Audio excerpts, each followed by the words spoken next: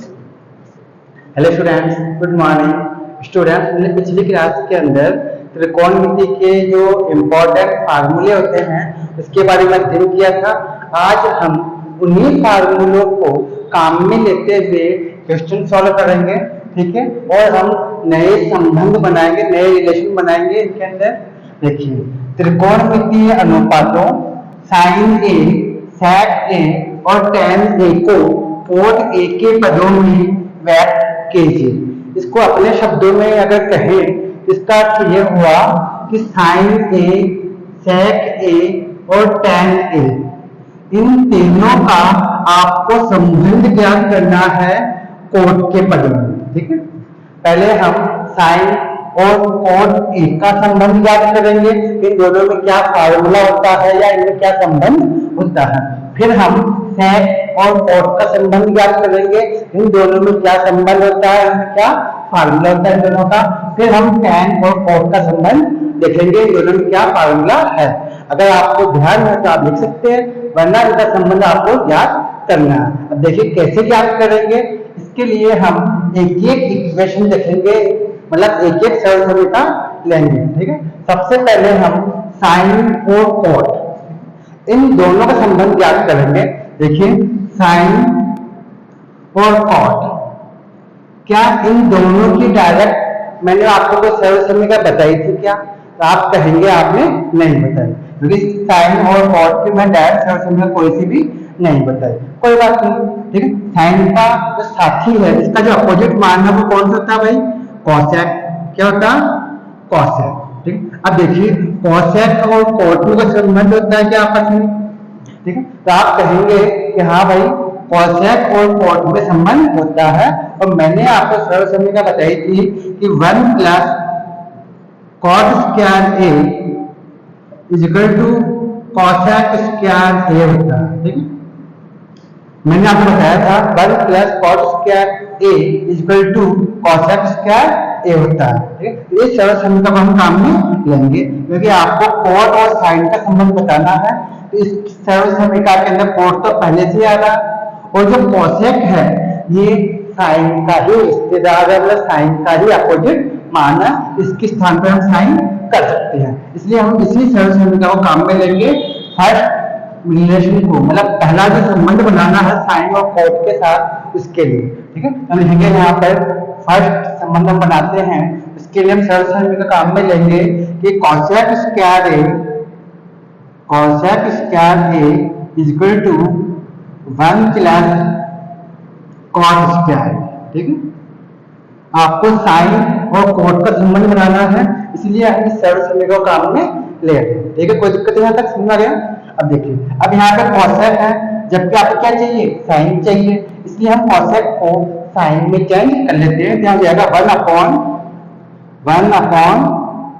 Sign square A is equal to 1 plus cot square A upon 1। अब दोनों पक्षों का हम चेंज कर देते हैं, पलट देते हैं। यहाँ जाएगा साइन स्क्वायर ए, दोनों पक्ष आपस में चेंज करने पे क्या जाएगा? Sine square A is equal to 1 upon 1 plus cot square, क्या गया? 1 प्लस कॉट स्क्वायर। समझ आ गया इतना? कोई दिक्कत है? ठीक है। अब यहाँ से हम स्क्वायर हटाएंगे तो राइट साइड तो जाएगा, आपके दोनों पक्षों का वर्गमूल ले लेंगे, तो यहाँ पर रूट लग जाएगा आपके, ठीक है। जब यहाँ से स्क्वायर हटाएंगे तो आपके हो जाएगा यहाँ पे साइन ए, स्क्वायर हटाने पर sine A is equal to, इधर स्क्वायर रूट हो जाएगा 1 upon 1 plus cot square, 1 plus cot square A, ठीक है। अब जैसा कि आप जानते हैं, एक 1 का जो स्क्वायर रूट है, मतलब वर्गमूल जो होता है वो क्या होता है? 1 ही होता है। लेकिन नीचे जो 1 प्लस कॉट स्क्वायर है ये प्लस के रूप में है, इसलिए इसका वर्गमूल ज्ञात नहीं होगा।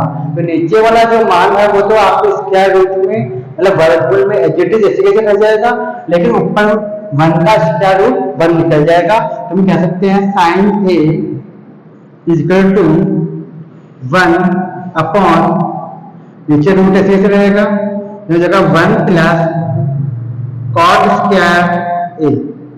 ठीक है, तो इस तरह से आपने साइन और कॉट के अंदर ये संबंध ज्ञात कर लिया। ठीक है, पहला संबंध हमने ज्ञात कर लिया साइन और कॉट के अंदर। ठीक है, इसके आगे हम इसको सॉल्व नहीं कर सकते। ठीक, क्योंकि 1 और कॉट स्क्वायर ए में जब तक ऐड नहीं होगा तब तक इसका स्क्वायर रूट नहीं निकलेगा, तो इनमें हम ऐड कर नहीं सकते अभी फिलहाल। ठीक है, तो ये साइन और कॉट का संबंध हो गया, कोई दिक्कत है?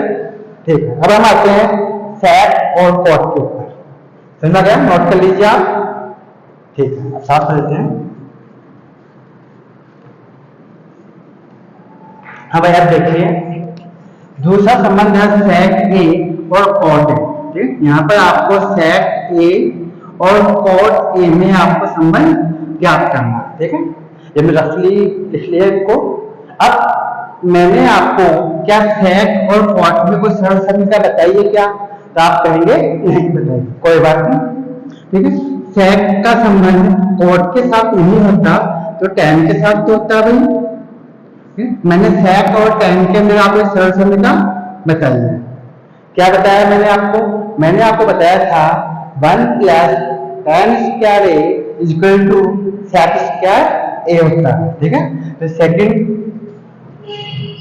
देखिए, सेकंड नंबर पे आपको जो सेक और कॉट में संबंध ज्ञात करना है, इसके लिए हम सेक और टैन वाले सरल समीकरण काम में लेंगे। मैंने आपको बताया था सेक स्क्वायर ए बराबर होता है 1 प्लस टैन स्क्वायर ए के। ठीक है, सेक स्क्वायर ए बराबर होता है 1 प्लस टैन स्क्वायर ए, या स्पेसिफिक बोल सकते हैं आप 1 प्लस टैन स्क्वायर ए बराबर होता है सेक स्क्वायर ए के। ठीक है, एक ही बात है।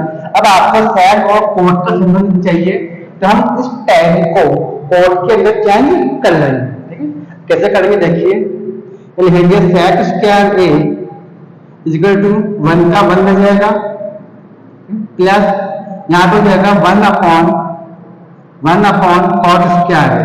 ठीक है, 1 अपॉन कॉट स्क्वायर, कोई दिक्कत है यहाँ तक? अब यहाँ 1 के नीचे 1 मान लेंगे और यहाँ पे हम एलसीएम लेंगे, तो यहाँ पे जाएगा sec square A is equal to, यहाँ पे एलसीएम लेंगे क्या हो जाएगा cot square A, cot square A 1 का डिवाइड करेंगे कॉट स्क्वायर में, कॉट स्क्वायर आएगा तो जाएगा कॉट स्क्वायर ए प्लस यहाँ पे डिवाइड करेंगे क्या होगा 1 प्राप्त होगा, और 1 का मल्टीप्लाई 1 से करने पे 1 ही आएगा। ठीक है स्टूडेंट्स, अब देखिए जैसा आप कहते हैं, अब यहाँ से स्क्वायर हटाएंगे हम, क्या हो जाएगा सेक ए इज इक्वल टू, यहाँ आ जाएगा स्क्वायर रूट मतलब वर्गमूल साइन हो जाएगा, यहाँ जाएगा कॉट स्क्वायर ए प्लस 1 अपॉन कॉट स्क्वायर ए। नीचे यहाँ पे कॉट स्क्वायर ए का वर्गमूल ज्ञात हो जाएगा और यहाँ पे इसका वर्गमूल होगा कॉट ए, मतलब जो घात है, जो पावर है 2 वो आधी हो जाएगी, हाफ हो जाएगी, तो यहाँ पे इसकी पावर क्या बच जाएगी 1, तो जाएगा सेक ए इज इक्वल टू, ऊपर तो जाएगा कैसे 1 plus cot square A, 1 plus cot square ऐसे कैसे, लेकिन नीचे आपको जाएगा कॉट ए। इस तरह से हमने ये कॉट और सेक के अंदर संबंध ज्ञात कर लिया, तो दिक्कत है, समझ आ गया? ठीक है, अब हम देखते हैं यहाँ पर टैन और कॉट के रूप में। ठीक है, टैन और कॉट के रूप में देखिए, अब देखिए, अब आपको टैन और कॉट के संबंध ज्ञात करना है। जैसा कि आप जानते हैं, मैंने पिछली क्लास में बताया था कि एक सीधा मान और एक उसका उल्टा मान कभी भी मल्टीप्लाई के रूप में आ जाए, मतलब गुणा में आ जाए, तो उसका आपको क्या मान प्राप्त होता है? 1 प्राप्त होता है। ठीक है, मैंने बताया था कि tan a into cot A is equal to होता 1। ठीक है, तो tan a is equal to हो जाएगा 1 अपॉन कॉट, जैसा कि आप जानते भी on this cone, ठीक है। इस तरह से ये तीसरा संबंध आपके ज्ञात हो गया, ठीक है स्टूडेंट्स। तो पहले हमने साइन और कॉट का संबंध ज्ञात किया, फिर हमने सेक और कॉट का संबंध ज्ञात किया, और थर्ड नंबर पर हमने टैन और कॉट का संबंध बता दिया। तो मैं समझता हूँ आपको समझ में आ गया स्टूडेंट्स। नेक्स्ट क्लास में हम फिर मिलेंगे नेक्स्ट क्वेश्चन के साथ। नमस्कार।